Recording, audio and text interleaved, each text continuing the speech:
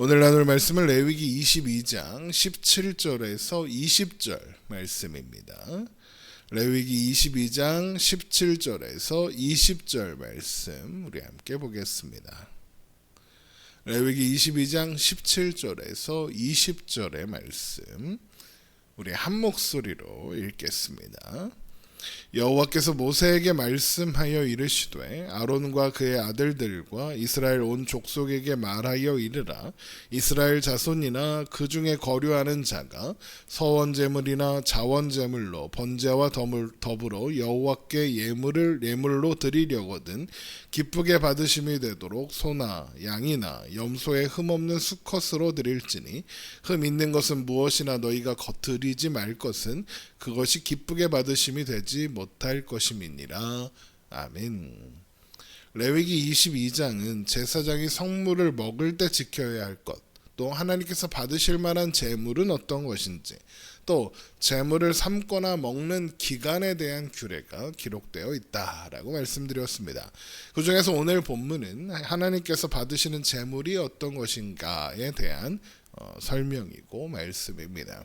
하나님 앞에 드리는 제물이 하나님께 기쁘게 받으심이 되기 위해서는 제물이 흠이 없는 것이어야 하는데 오늘 본문은 특히 서원제와 자원제에 대하여 이야기하고 있습니다. 레위기 22장 17절입니다. 여호와께서 모세에게 말씀하여 이르시되 아론과 그의 아들들과 이스라엘 온 족속에게 말하여 이르라. 이스라엘 자손이나 그 중에 거류하는 자가 서원 제물이나 자원 제물로 번제와 더불어 여호와께 예물로 드리려거든 이렇게 되어 있죠. 서원제와 자원제는 화목제의 종류, 화목제를 드리는 상황을 말하는데 화목제는 크게 세 가지 목적으로 드리는 제사입니다. 첫째는 하나님 앞에 감사할 제목이 있어서 드리는 감사제, 두 번째는 하나님께 특정한 목적에 따라서 예물을 바치기로 약속하는 서원제, 그리고 마음의 감동에 따라서 드리는 자원하여, 마음의 감동에 따라 자원하여 드리는 자원제이죠. 이스라엘 백성들이 하나님께 서원제물이나 자원제물을 드리고자 한다면 흠없는 소나 양이나 염소의 수컷으로 드려야 하며 흠 있는 것은 하나님께 기쁘게 받으심이 되지 못한다라고 오늘 본문은 이야기하고 있죠. 레위기 22장 19절입니다. 기쁘게 받으심이 되도록 소나 양이나 염소의 흠없는 수컷으로 드릴지니 흠 있는 것은 무엇이나 너희가 드리지 말 것은 그것이 기쁘게 받으심이 되지 못할 것임이니라. 만일 누구든지 서원한 것을 갚으려 하든지 자의로 예물을 드리려 하여 소나 양으로 화목제물을 여호와께 드리는 자는 기쁘게 받으심이 되도록 아무 흠이 없는 온전한 것으로 할지니입니다. 그리고 제물로 드릴 수 있는 제물로 드릴 수 없는 경우, 그러니까 흠 있는 짐승의 상태는 다음과 같다. 이렇게 22절부터 기록되어 있죠. 레위기 22장 22절입니다. 너희는 눈먼 것이나 상한 것이나 지체에 배임을 당한 것이나 종기 있는 것이나 습진 있는 것이나 비루 먹은 것을 여호와께 드리지 말며 이런 것들은 제단 위에 화제물로 여호와께 드리지 말라. 이렇게 돼 있죠. 여기서 비루 먹은 것 정도만 잘 모르실 텐데 여기서 비루 먹었다라는 표현은 피부에 병이 생겨서 털이 빠지고 이렇게 매끈매끈해지는 그런 상태를 말하는 겁니다. 이것은 레위기가 말하는 나병의 증상과 흡사하죠. 그래서 흠이 있는 상태로 구별되는 거죠. 다만 소나 양의 지체가 더하거나 덜한 경우에는 자원제물로 드릴 수 있지만 서원제물로는 흠이 있는 것이므로 드리면 안 된다라고 하십니다. 레위기 22장 23절입니다. 소나 양의 지체가 더하거나 덜하거나 한 것은 너희가 자원제물로는 쓰려니와 서원제물로 드리면 기쁘게 받으심이 되지 못하리라. 지체가 더하거나 덜하다라는 말은 소나 양의 다리가 정상적인 상태보다 더 길거나 좀 짧은 상태의 기형이긴 한데 다리가 다 있기는 한 상태, 그런 상태를 가리킨 겁니다. 이것 또한 흠으로 여겨지지만 자원하는 제물로는 드릴 수 있다고 하십니다. 여기에서 염두에 두어야 하는 것은 지체가 더하거나 덜한 짐승을 자원제물로 쓸 수 있다는 것이지, 자원제물을 드릴 때는 무조건 이런 걸로 해라, 지체가 더하거나 덜한 짐승으로 해라, 이런 의미는 아닐 것이다 라는 말입니다. 그러니까 상황이 여의치 않았을 때, 그러니까 흠없는 재물이 당장 없는데 자원하는 마음이 생겨 자원제를 드리고자 한다면 지체가 길거나 짧은 것도 사용할 수 있다라는 겁니다. 자원하는 재물, 말 그대로 재물을 바치고자 하는 마음이 생겼을 때 드리는 재물입니다. 물론 모든 재물이 다 자원하는 마음의 결과겠지만 대개 재물로 드릴 흠없는 짐승을 준비할 시간이 충분합니다. 하지만 자원하는 재물의 경우에는 보통 갑작스럽게, 예를 들면 다른 사람들이 재물을 드리려는 것을 보고 나도 하나님 앞에 예물을 드리고 싶다, 이런 마음이 생겼을 때 드릴 수도 있겠죠. 그런데 그럴 때 흠없는 짐승을 준비하기가 어려운 상황이라면 지체가 더하거나 짧은 짐승도 자원제물로 사용할 수도 있다, 이런 의미인 겁니다. 하나님께서 자원하는 예물을, 흠 있는 제물을 바쳐도 된다고 허락하시는 이유는 바치는 제물의 상태보다 그의 마음을 더 중요하게 여기시기 때문입니다. 또한 짧거나 긴 것이지 상한 것이 있는 것은 아니니까요. 그러나 사전에 서원한 것에 대한 제물을 드리는 경우라면 갑자기 예물을 바쳐야 해서 드려야 해서 준비를 못하는 상황이 아니니까 흠 있는 것으로 드리면 안 된다 그러는 겁니다. 그러나 아무리 갑작스럽게 자원하여 제사를 드린다고 해도 어떤 형태로든 고안이 상한 짐승은 드리면 안 됩니다. 레위기 22장 24절입니다. 레위기 22장 24절, 너희는 고안이 상하였거나 치었거나 터졌거나 배임을 당한 것은 여호와께 드리지 말며 너희 땅에서는 이런 일을 행하지도 말다, 말지며 이릅니다. 고안이 상한 짐승이 하나님께 기쁘게 받으심이 되지 못한다라는 것은 이 고환이 생명 탄생과 관계가 있는 신체 부위이기 때문에 그렇습니다. 고환이 상하면 하나님께서 살아있는 모든 피조물에게 명하신 생육하고 번성하라는 그 명령을 수행할 수 없게 되니까요. 그래서 하나님은 너희 땅에서는, 그러니까 가나안 땅에 들어가면 이런 일을 행하지도 말아라 라는 겁니다. 여기에서 이런 일을 행하지 말라는 것은 고안이 상한 짐승을 하나님께 드리지 말아라 이런 뜻이 아니라 의도적으로 짐승의 고안을 상하게 하지 말아라 이런 뜻입니다. 그러면 의도적으로 가축의 고안을 제거하는, 거세하는 상황이 있다는 얘기겠죠. 왜 그런 일을 합니까? 첫 번째는 상대적으로 약한 수컷들을 거세하고 건강한 수컷들만 남겨두어서 건강한 새끼를 많이 얻기 위해서 그렇게 합니다. 이건 오늘날에도 하는 일이라고 하죠. 두 번째는 거세한 수컷의 고기의 육질이 더 좋기 때문입니다. 그 외에도 농사를 지을 때 가축을 활용할 때도 가축이 발정기가 되면 일을 안 한다고 하죠. 그러니까 더 일을 시키기 위해서 거세를 시키기도 한다는 겁니다. 그러니까 사람들이 가축의 고환을 상하게 하고 거세하게 하는 이유가 뭐냐? 많은 이익을 얻기 위해서 의도적으로 하는 겁니다. 그러나 이것은 앞에서 말씀드린 것처럼 하나님께서 지으신 피조물을 훼손하는 것이며 하나님께서 정하신 생명의 원리와 사명을 막는 행동이 됩니다. 그러므로 이스라엘 백성들은 이익을 얻기 위해서 하나님께서 정하신 생명의 원리를 가로막으면 안 되고 가로막을 필요도 없다 그러는 겁니다. 생명이 생육하고 번성하는 것이 하나님의 뜻 가운데 있으며 이스라엘 백성들의 가축이 살찌고 잘 자라고 튼튼한 새끼들이 태어나는 것은 모두 하나님의 섭리와 주권 가운데 있는 일이기 때문이죠. 그러므로 이스라엘 백성들은 어떤 이익을 추구하기 위해서 가축의 고안을 의도적으로 상하게 할 필요가 없고 해서도 안 된다 그러는 겁니다. 또한 그렇기 때문에 외국인으로부터 그런 것을 받아도 하나님께 드려서는 안 됩니다. 레위기 22장 25절입니다. 너희는 외국인에게서도 이런 것을 받아 너희의 하나님의 음식으로 드리지 말라. 이는 결점이 있고 흠이 있는 것인즉 너희를 위하여 기쁘게 받으심이 되지 못할 것임이니라 입니다. 여기에서 외국인에게 이런 것을 받았다라는 것은 외국인에게 거세한 가축을 받았다는 의미겠죠. 이스라엘 백성들이 외국인에게 거세한 가축을 받는 상황은 어떤 상황이겠습니까?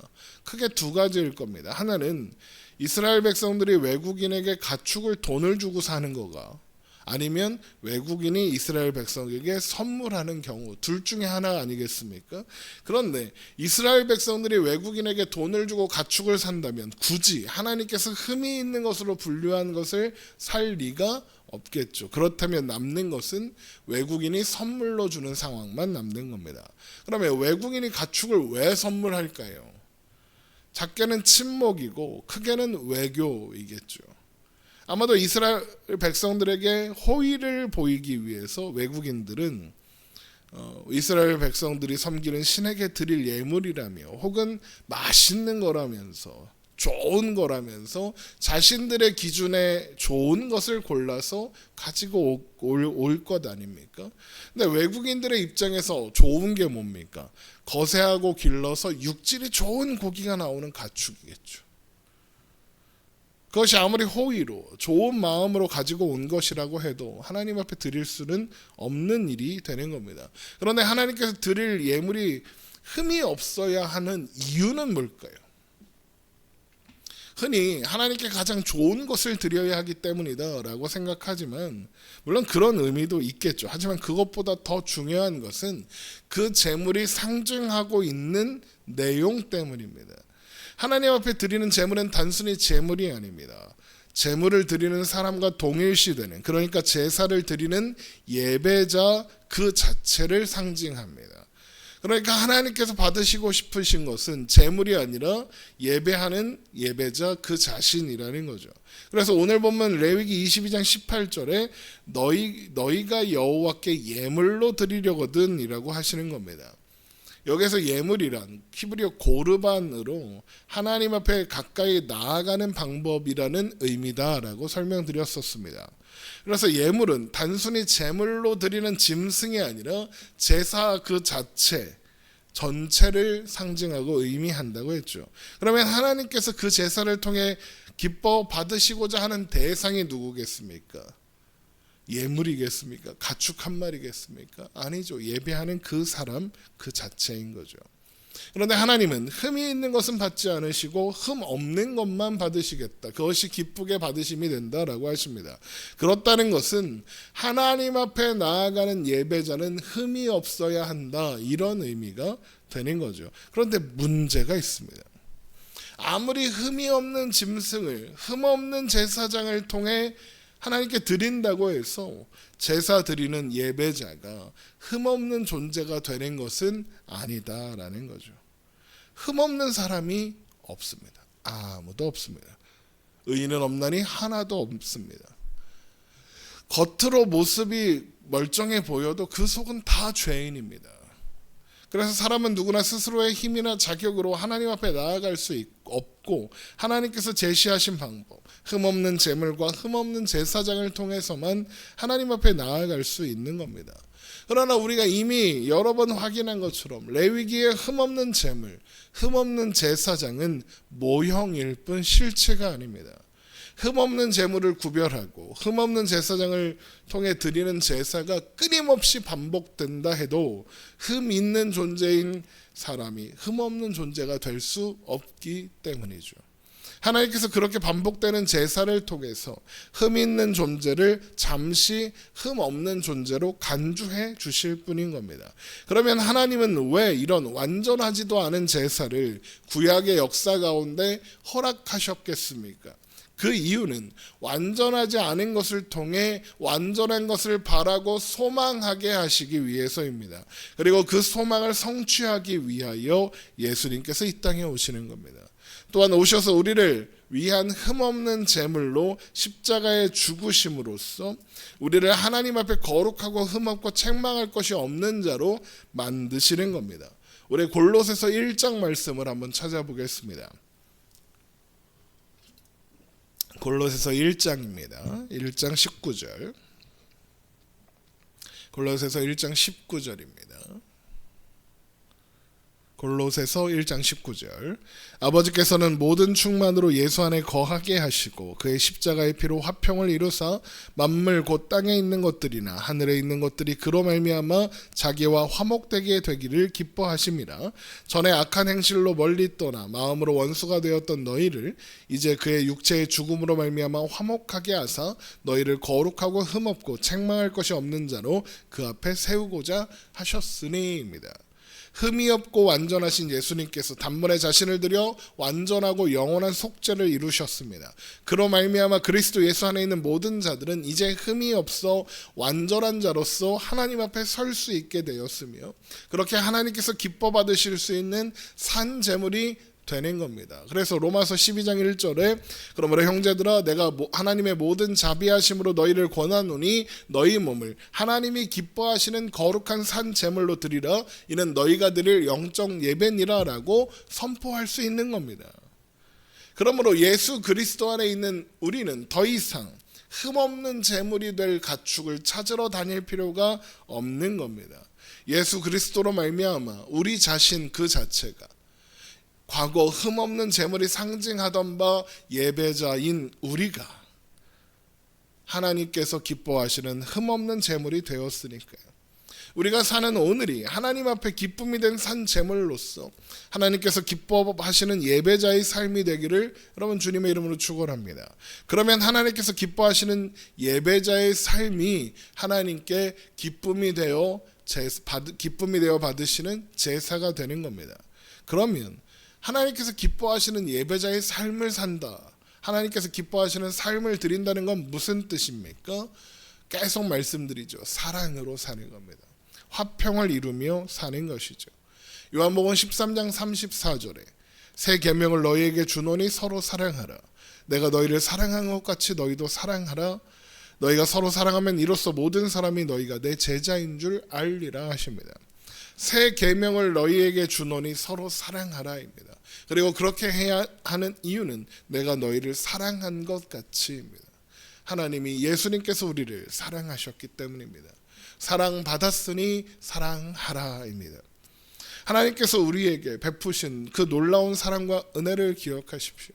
그로 말미암아 예수 그리스도께서 십자가에 죽으사 우리를 구원하시고 우리를 하나님께서 기뻐 받으실 만한 산제물로 변화시키셨음을, 그래서 우리는 언제든 하나님 앞에 흠없는 존재로 여김을 받아 하나님 앞에 나아갈 수 있게 되었음을 기억하십시오. 그래서 그로 말미암아 하나님은 우리를 세상의 빛으로 소금으로 왕같은 제사장으로 세우사 하나님의 아름다운 덕을 선포하게 하셨음을 기억하십시오. 사랑받았으니 사랑함으로. 그래서 우리의 오늘이 하나님의 하나님 되심을, 하나님의 영광을, 하나님의 아름다운 덕을 선포하고 드러내는 그런 시간이 되게 하십시오. 우리는 흠없는 존재로서 우리의 삶을 하나님 앞에 하나님께서 기뻐 받으실 만한 산 제물로 드리는 오늘을 살아가는 우리가 되기를 주님의 이름으로 축원합니다. 기도하겠습니다.